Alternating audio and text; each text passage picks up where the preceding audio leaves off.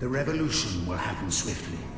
Those who join the rebel army will band together and attack at once. Those still loyal to the crown will be sacrificed to the cause.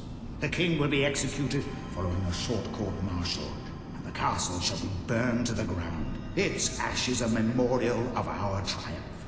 From those ashes will grow a new government, one led by the people and for the people, supervised by the military.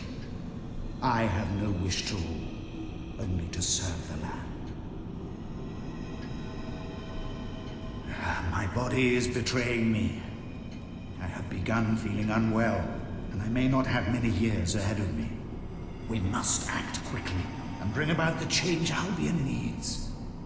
My mind rests easier knowing that I have disciples who will be faithful to the last, and will do what needs to be done. I have begun the process of revolution in the quietest way possible. Talking to those I trust most, engaging the mood of the troops. It is clear that when the time comes, many among our ranks will join me in an uprising. We have all seen the ever-deepening chasm in our society, and the way our people have been oppressed by the king. Even worse, we have all at one time or another been the instrument of that oppression. Change is coming to Albion. It is inevitable. My name is General Solomon Turner, and I wish to make a record of the decision I have come to, and the reasons for making it. I have served in the Albion army for 35 years, fought alongside fine soldiers such as Major Swift and Walter Beck, and seen many changes before our land.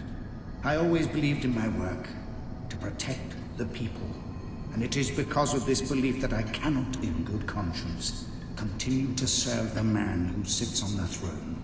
It is in observing the character and actions of King Logan that I have come to the most important realization of my life. This monarchy we live under is an evil system. It must be destroyed by any means necessary, and I am willing to lead the revolution to make it so.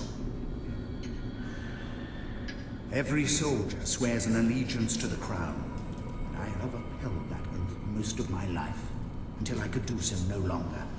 King Logan has broken the unspoken contract with his people. He has brought nothing but misery upon Albion, and by what right? Being the son of a hero? What gave the old hero the right to start this monarchy? If it is the ability to cast spells, are we to turn our street magicians and jugglers into royalty? If it is the overwhelming strength, are we to make kings of brutes and trolls? And if it is the blood in their veins, are we then not all royalty? For that blood runs through every Albion man, woman, and child. Heroes are merely accidents of nature. Let us bow before them no more.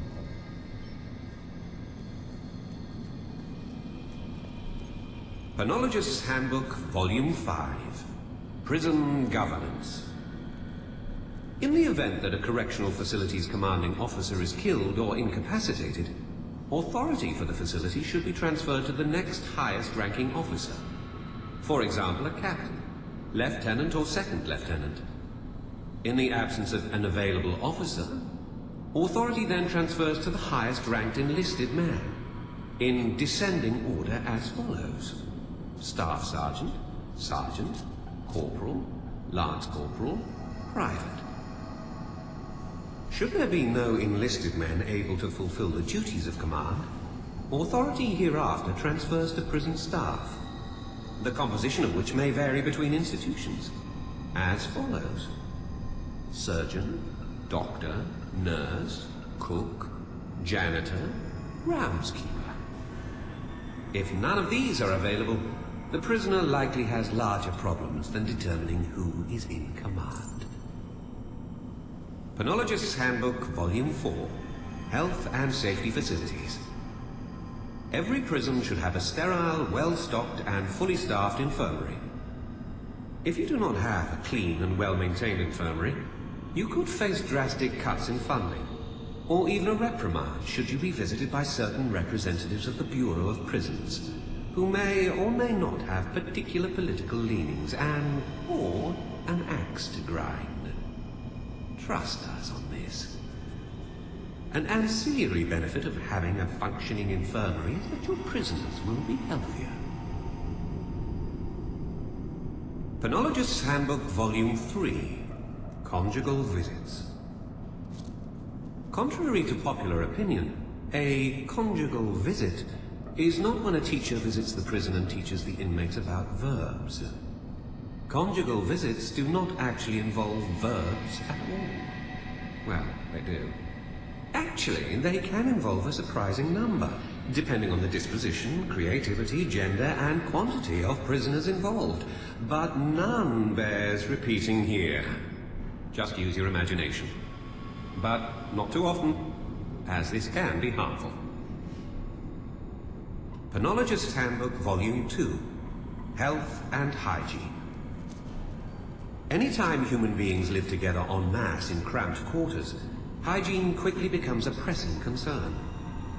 The fact is that most prisons prioritize security and order over prisoner comfort, which is all well and good, but in the summer it can be quite intolerable depending on climate. Prisoners should be given the opportunity to bathe and launder their garments regularly. Anything under once every 3 months, and you are just asking for trouble. Penologist's Handbook, Volume 1, Prison Security. Security is the primary responsibility of the commanding officer assigned to any correctional facility.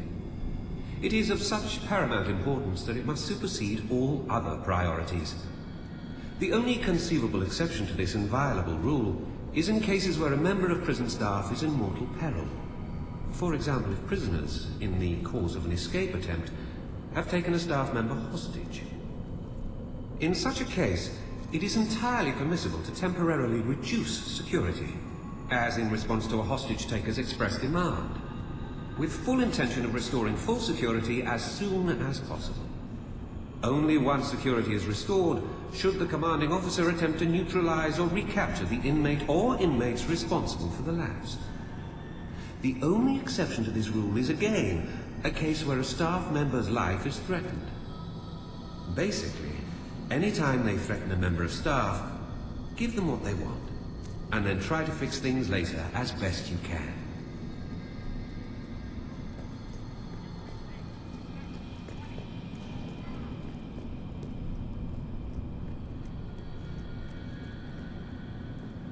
The park has been open for a whole month now, and I can say without reservations that it is an extraordinary success. The public adores my creations, and as I predicted, the street of the future is proving to be my greatest draw. Tomorrow I travel to Miss Peak, where I will oversee the maiden voyage of the improved monorail. I think this design is the safest yet. Incredible news! I have received word that King Logan himself is planning to visit the island. He wishes to speak with me in person, no doubt to congratulate me on all the advances I have made, and on transforming Bowerstone slums into a happy and productive place. I shall have to record a special welcome message for Huxley. I am a troubled man today. King Logan presented me with a most unexpected request. He wishes me to adapt my creations and build an army. He assures me it is required to defend Albion, but I have serious misgivings. My creations are meant for peace and the betterment of mankind. I will begin making changes to them, but I will not activate a single one unless I have assurances as to their ultimate use. I was correct in doubting Logan's intentions. He has demanded I hand over the army, and I can tell from his manner that he has gone power mad and means to use them for harm. If I refuse, he has threatened not only to confiscate all my industries, but to lock me up forever. But I will stand firm. My creations must remain pure, no matter what the cost.